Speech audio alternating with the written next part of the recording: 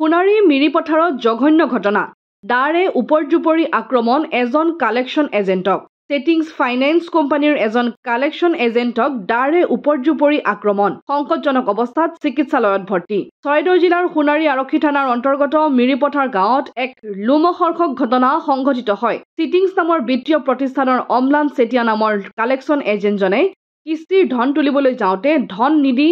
দাৰ ঘাপ ফুডালে পবিত্ৰ গগৈ নামৰ লোকজনে দেহৰ কেইবা ঠাইত দাৰ ঘাপ পৰা এজেণ্টজনক ততালিকে চৰাইদেউ জিলা চিকিৎসালয়ত ভৰ্তি কৰা হয় যদিও উন্নত চিকিৎসাৰ বাবে ডিব্ৰুগড় অসম মেডিকেল কলেজ হস্পিটেললৈ প্ৰেৰণ কৰা হৈছে ঘটনাই অঞ্চলটোত তীব্ৰ চাঞ্চল্যৰ সৃষ্টি কৰিছে আহত লোকজনৰ ঘৰ শিৱসাগৰ মগৰাহাটত বুলি জানিব পৰা গৈছে আৰক্ষীয়ে ঘটনাৰ তদন্ত অব্যাহত ৰাখিছে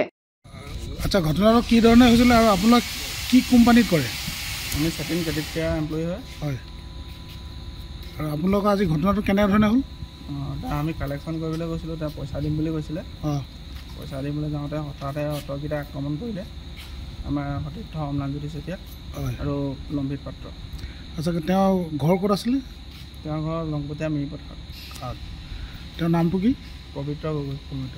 আপোনালোকৰ এইটো কিমান হ'ব বা কিমান হ'বলৈকে আপোনালোকে গৈছিলে তালৈ কিমান সময়ত গৈছিলে আপোনালোকে 10টামান বজা হ'ব 10টাত ন ঠিক আছে মথুৰাপুৰৰ পৰা ইছলাম আহমেদৰ ৰিপৰ্ট অসম আদিত্য